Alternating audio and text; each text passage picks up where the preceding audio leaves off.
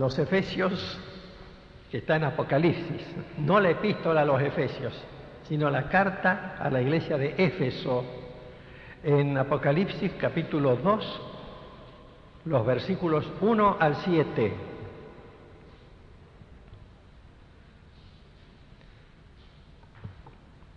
Leemos los 7 versículos, es una lectura corta.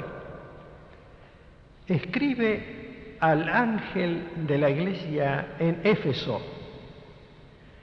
el que tiene las 7 estrellas en su diestra, el que anda en medio de los 7 candeleros de oro, dice esto: yo conozco tus obras y tu arduo trabajo y paciencia, y que no puedes soportar a los malos, y has probado a los que dicen ser apóstoles y no lo son, y los has hallado mentirosos, y has sufrido, y has tenido paciencia, y has trabajado arduamente por amor de mi nombre, y no has desmayado.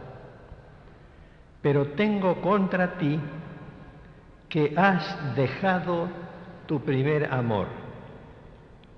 Recuerda, por tanto, de dónde has caído y arrepiéntete y haz las primeras obras, pues si no, vendré pronto a ti y quitaré tu candelero de su lugar si no te hubieres arrepentido. Pero tienes esto, que aborreces las obras de los nicolaitas, las cuales yo también aborrezco. El que tiene oído, oiga lo que el Espíritu dice a las iglesias. Al que venciere, le daré a comer del árbol de la vida, el cual está en medio del paraíso de Dios. La iglesia de Éfeso. Ayer Rosita y yo recibimos un fax desde Australia. Cada vez que nos mandan un fax es largo como de acá, sin exagerar, hasta esa pared. Si no, pregúntenle a Rosita. Salía papel y papel y papel del fax, ¿no? Era la lista de las iglesias en que tenemos que predicar, porque Rosita tiene también 2 o 3 mensajes para señoras allá. Y después una lista, pero larguísima, que ya me daba miedo leer. Y nos trabajaron un poco porque nos habían dicho que eran iglesias de habla hispana y nos metieron como 20 iglesias de habla inglesa y habían dicho que eran iglesias bautistas y nos metieron unas iglesias que no son bautistas, de paso. Son buenas iglesias, como la Alianza Cristiana y Misionera. Pero lo que me llamó la atención es que ellos mandan el nombre de cada iglesia y el número de miembros. Ahí sí que me desilusioné de la obra en Australia. 50 miembros, 55, 40. La más grande, 200. Tenía razón el presidente de la Alianza Mundial Bautista, que es un australiano, y él me mandó también un fax,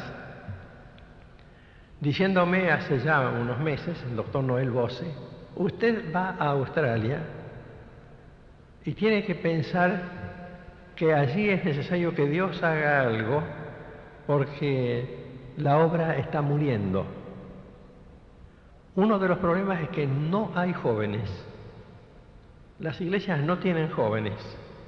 Todos los miembros de las iglesias de Australia son gente mayor. Los jóvenes no van a las reuniones. Y cuando van, va 1 o 2. Entonces ellos, esperanzados, y yo creo que ese no es el camino de invitar a un tipo que crea que le va a solucionar las cosas. Tienen que invitarlo al Espíritu Santo, se equivocaron de invitado. Tienen que invitarlo al Espíritu Santo. El drama que cuentan, uno se da cuenta porque, no solo por las cartas, porque cada una que llega es más triste que la otra, el drama que cuentan es que son iglesias que han perdido su primer amor. Al estilo de Éfeso, pero con las características de Éfeso que vamos a ver enseguida. Entonces ellos un poco ingenuamente han organizado cosas, porque los hermanos que escriben ni siquiera son pastores, los organizadores del trabajo, porque tienen pocos pastores. Entonces dice, bueno, nosotros hemos pensado tener un picnic, dice. Tal día vamos a tener un picnic, para fin de año, el principio de año vamos a tener un campamento de familias para ver si van los jóvenes, ¿no? Y después ellos eligen, todo se los cuento para que oren, porque esto de Éfeso me parece muy relacionado. Mandan 12 temas sobre la globalización en el tercer milenio, que no es precisamente lo que les hace falta. Entonces, todos temas así, un poco utópicos, ¿no? Y va a ser difícil convencerlos de que el remedio no pasa por ahí.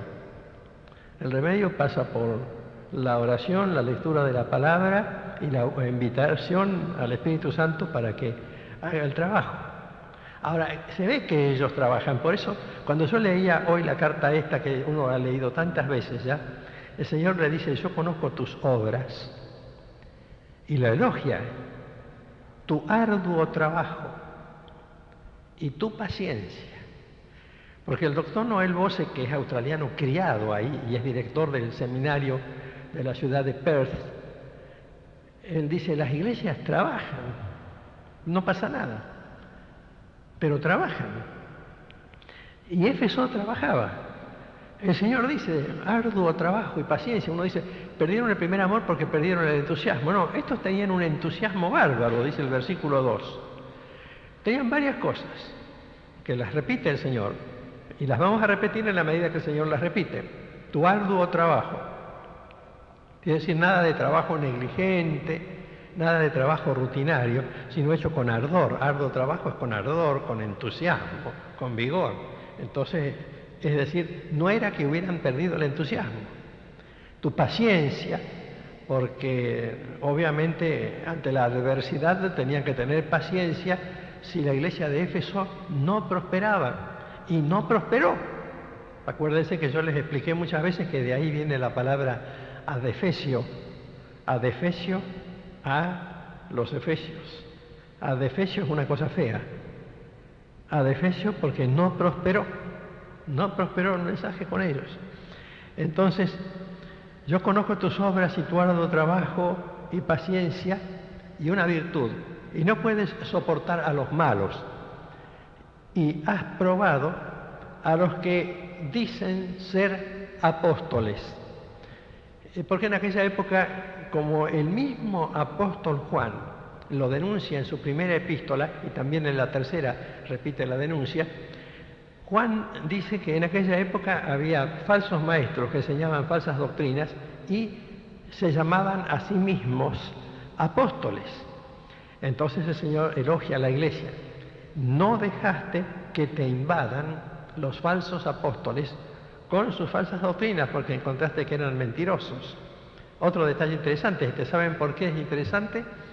Porque estas iglesias moribundas en Australia, como lo están en Holanda, como lo están en Dinamarca, como lo están en ciertas regiones de Alemania y en muchos otros países, iglesias moribundas, son iglesias que no han tolerado falsas doctrinas. Y sin embargo, a pesar de haber rechazado la falsa doctrina, igual son iglesias que no funcionan, tienen un problema allí. Y has sufrido, dice el Señor. Sufrir en Éfeso era natural para los cristianos. ¿Por qué? Porque Éfeso era el equivalente al Mercosur. Tendría que haberse llamado Mercoasia, provincia romana de Asia, no continente de Asia, la zona de Turquía. Porque ahí se concentraba todo el comercio. La capital era Pérgamo. Yo les decía a los de Pergamino, ustedes tienen nombre bíblico, porque Pergamino es diminutivo de Pérgamo. Pérgamo. Pero era la capital política, pero la capital comercial, el centro comercial, donde se hacían los grandes negocios de mercado, era Éfeso. Éfeso no era una ciudad de tránsito como Corinto, era una ciudad donde se radicaban los capitales de su época, como Wall Street, allí en Estados Unidos, en esa famosa calle de Nueva York. Entonces, la gente tenía más interés, no había cotizaciones de bolsa, pero en los negocios. Y tenían que sufrir. Tenían que sufrir porque religiosamente tenían dos religiones muy fuertes, unidas, asociadas. El culto al emperador. El emperador era considerado Dios. Y el culto a la diosa Diana o Artemisa. Tenían en Éfeso el templo más lindo del mundo. De las 7 maravillas del mundo antiguo, una de las más llamativas y una de las maravillas más notables era el templo de la diosa Diana en Éfeso. De manera que era un atractivo turístico, por eso vendían los souvenirs. ¿Se acuerdan el lío que se llamó cuando fue Pablo? Ellos querían vender los souvenirs de la... Miren, eso se inventó hace mucho, ¿eh? Uno va a la Sierra de Córdoba, le venden souvenirs de cualquier cosa. Iba a Éfeso en aquella época y también. Si daba resultado, era porque había muchos turistas. Porque, por ejemplo, ¿quién de ustedes tiene un souvenir del Monumento a la Bandera? Casi ninguno. Casi nadie. Pero todos los que vienen acá se compran un souvenir del Monumento a la Bandera. Porque nosotros vivimos acá, no lo necesitamos. Los que vivían en Éfeso no necesitaban templecillo de la diosa Diana, porque a lo sumo si lo compraban tenían uno y se acababa el mercado. Eran los turistas. Era una ciudad turística, una ciudad comercial, una ciudad religiosa, un centro atractivo. Y entonces la gente de la iglesia sufría por la adversidad, aparte de la eventual persecución. Has sufrido, has tenido paciencia, has trabajado arduamente, se lo repite por segunda vez, por amor de mi nombre, por amor. Algunos dicen que era porque le faltaba amar al Señor, acá dice que no le faltaba, dice que trabajaban por amor al Señor. Has trabajado arduamente por amor de mi nombre y no has desmayado, no te desilusionaste. Una iglesia que había trabajado, que se había esforzado, que tenía entusiasmo, que amaba al Señor, que no se desilusionaba, que rechazaba la mala doctrina y sin embargo no funcionaba. ¿Qué le pasaba a esa iglesia?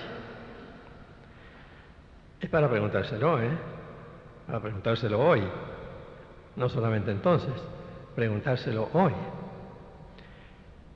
Y el Señor le dice, tengo contra ti que has dejado tu primer amor.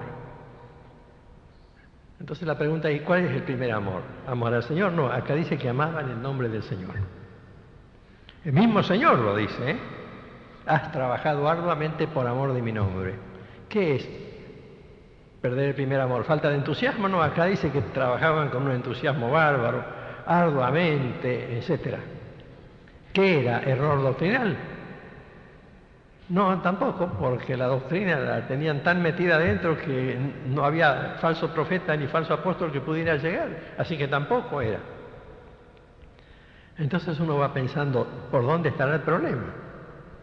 Porque si perder el primer amor no es perder el primer entusiasmo, porque el entusiasmo lo seguían teniendo. No es perder el amor a Dios, porque el amor a Dios lo seguían teniendo. No es perder la sana doctrina, porque la sana doctrina la seguían teniendo. ¿Qué era perder el primer amor? Piénsenlo un rato. Porque ahí mismo el Señor, antes de explicarles cuál era el problema de ellos, porque ellos no se habían dado cuenta, si no, no le mandaría la carta. El Señor les dice, has perdido tu primer amor, y a lo mejor ellos pensaban que no, porque trabajaban como locos, tenían activismo, eran activos como Marta, por ejemplo, en Betania, que trabajaba todo el tiempo ahí tratando de atender a Jesús y a los discípulos. Entonces ellos se quedan ahí con su tema, ¿y de dónde está la pérdida del primer amor? ¿Cuál era? A veces uno escucha esos temas de los congresos, ¿no? Después uno viene con un entusiasmo bárbaro, llega del congreso de Buenos Aires, de Córdoba, de Puerto Rico, de Caracas, de Río de Janeiro, de donde sea, ¿no? El otro día encontré un hermano en Pergamino que venía del Congreso de San Pablo, donde hubo un congreso evangélico, ¿no? Pentecostal. 1 millón de personas, y era cierto que hubo 1 millón de personas en la reunión de clausura. al aire libre. Predicó Freyson y un predicador brasilero. 1 millón. Venía con un entusiasmo bárbaro.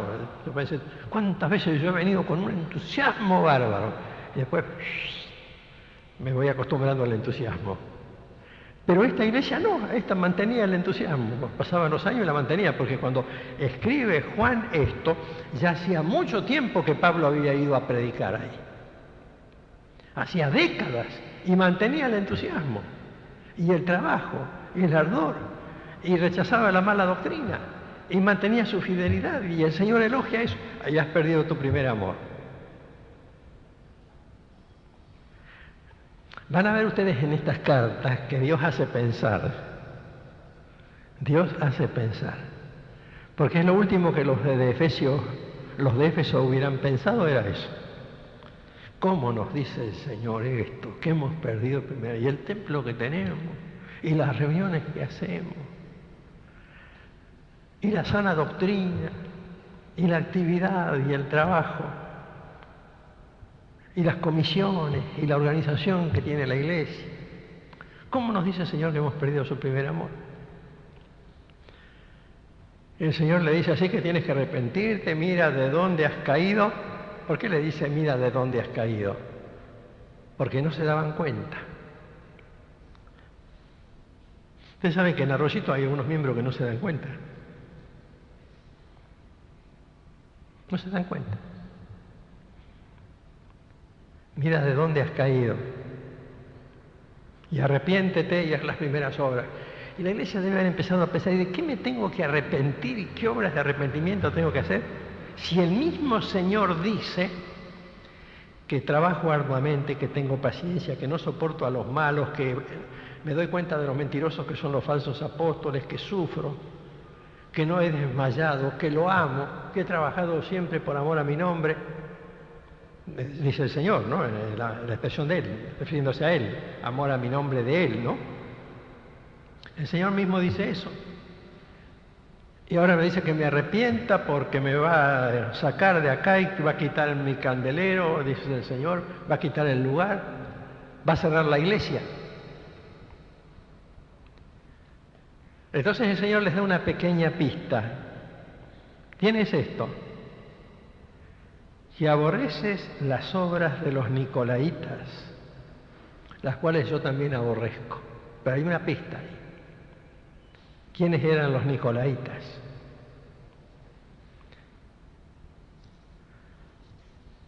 Algunos dicen que eran los seguidores de Nicolás, ese diácono Nicolás de Antioquía que fue elegido cuando eligieron los 7 diáconos en la iglesia de Jerusalén, pero nada que ver, eso es un invento, porque nada absolutamente que ver, no hay ninguna evidencia, ninguna prueba.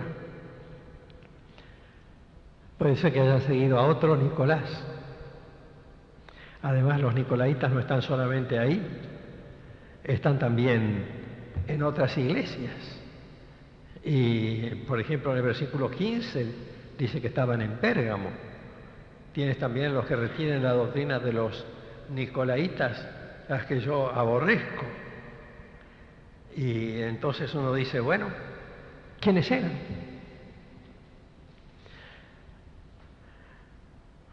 ¿Saben lo que quiere decir Nico?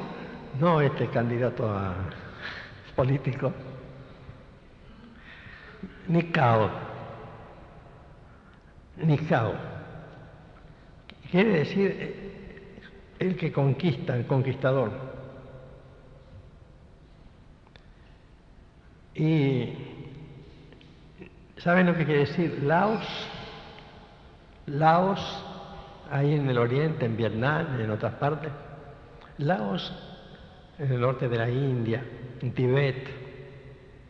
Laos quiere decir pueblo, el que conquista al pueblo. El nicolaita, Laos quiere decir también laico, de ahí viene la palabra laico. El líder que intenta conquistar al pueblo para crear una especie de clericalismo. ¿Cuál era el problema?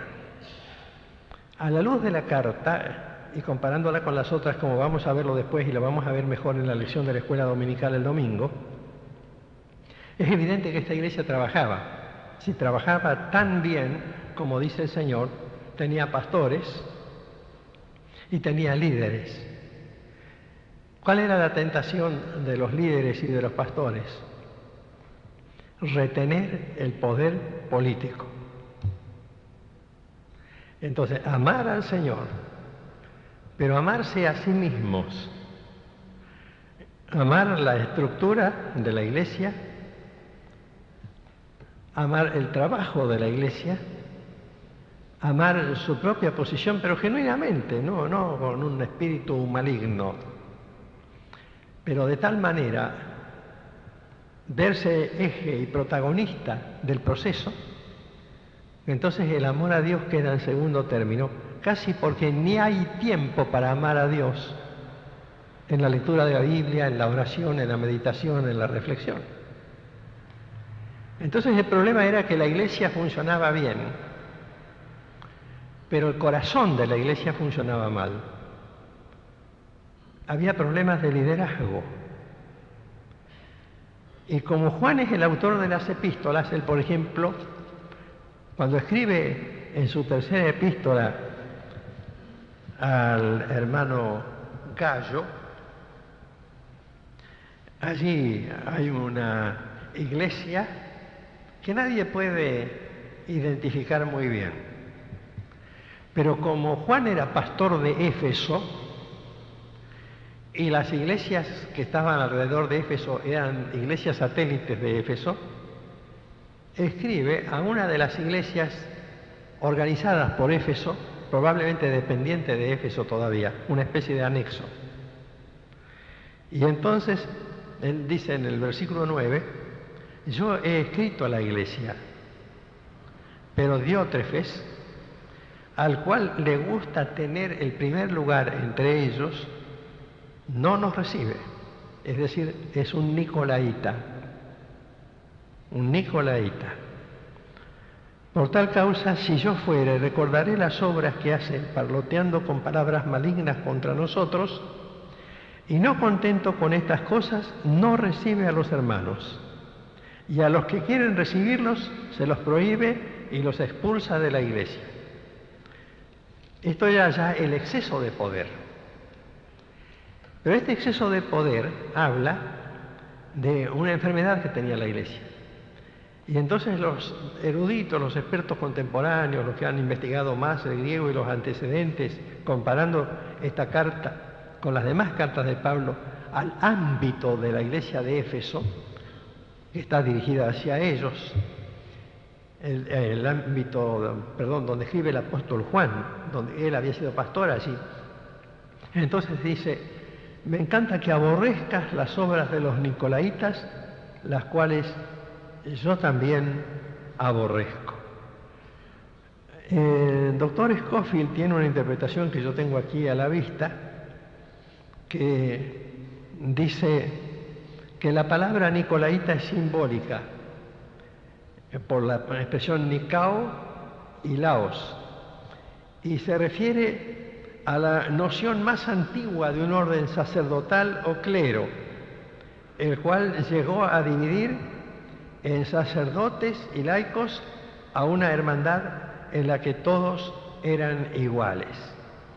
Ahora, esta posición nicolaita en Éfeso se transformó en doctrina en Pérgamo.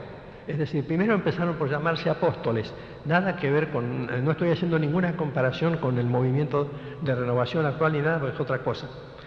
No nos equivoquemos en esto. Pero allí empezaron a llamarse apóstoles, nada más que por ubicarse en un lugar de prominencia. Después eso se transformó en doctrina, es decir, primero aparecieron como apóstoles enviados y después esa condición que ellos reclamaron, los nicolaitas, se transformó en doctrina.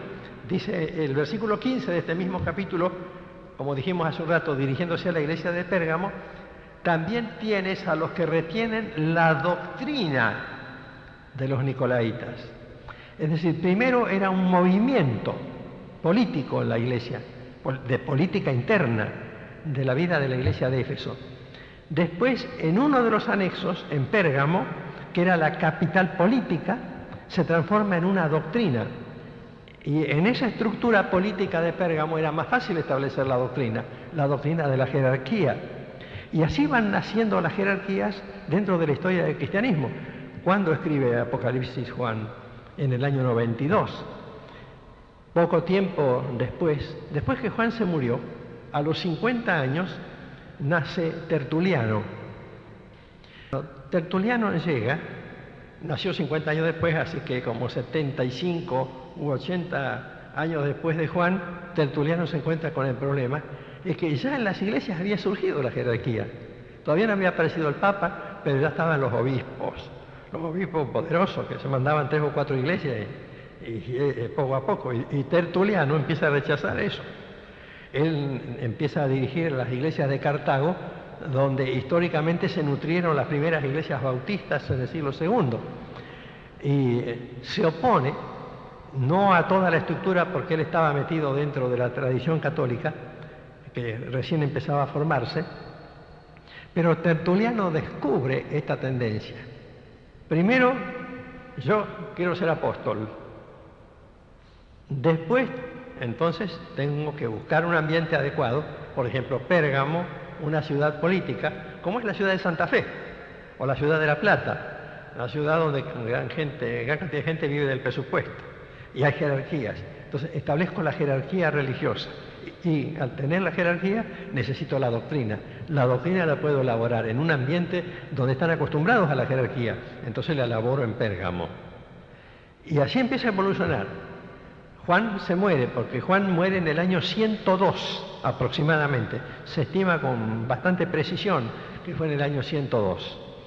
Y, ¿sí?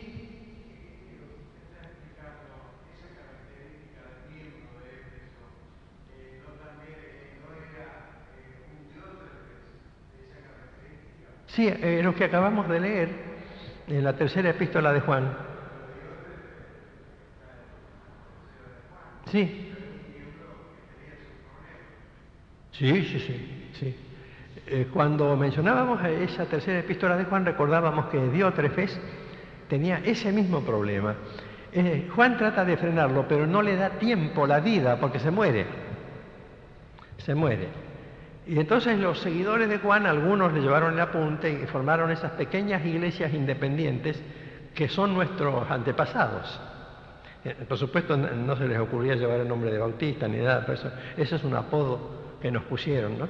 Mucho tiempo después, miles de años después, más o menos 1500 años después. Pero era un apodo. Ahora, cuando Diótrefes y sus discípulos, los nicolaitas, porque Diótrefes era un nicolaita, y los demás empezaron a establecer jerarquías y Juan se muere, se produce una polarización. Para este lado, y sobre todo hacia Roma, siguen las jerarquías. Para el otro lado, o sea, hacia Cartago, una ciudad latina, porque la de los cartagineses que habían estado antes allí había desaparecido en las guerras cartaginesas. Entonces sigue la idea de las iglesias independientes con todos los miembros iguales. Son nuestros antepasados. Y en esa posición el Señor dice, cuidado, si seguís en esa línea de los nicolaitas, yo te saco el candelero. Se lo sacó. A Éfeso se lo sacó.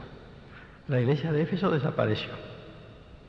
Después reapareció con otro nombre, pero la auténtica iglesia cristiana, cuyo pastor fue Juan, desapareció. El Señor le quitó el candelero, por eso usé la palabra adefesio recién. Y lo demás lo vamos a ver el domingo. Algunos dicen que esta epístola, porque es una epístola cortita, que está en el capítulo 2 de Apocalipsis, la epístola a Éfeso, después la epístola a Esmirna, no son pequeñas cartas, representan etapas de la historia. Y aparentemente Éfeso sí, fue una iglesia real y al mismo tiempo representa una etapa de la historia. El nacimiento de la jerarquía, la lucha por el poder en la iglesia primitiva. Y por supuesto, cuando se lucha por el poder, se pierde el amor a Dios. Gracias a Dios porque Él nos puso en la Biblia lecciones tan importantes como esta.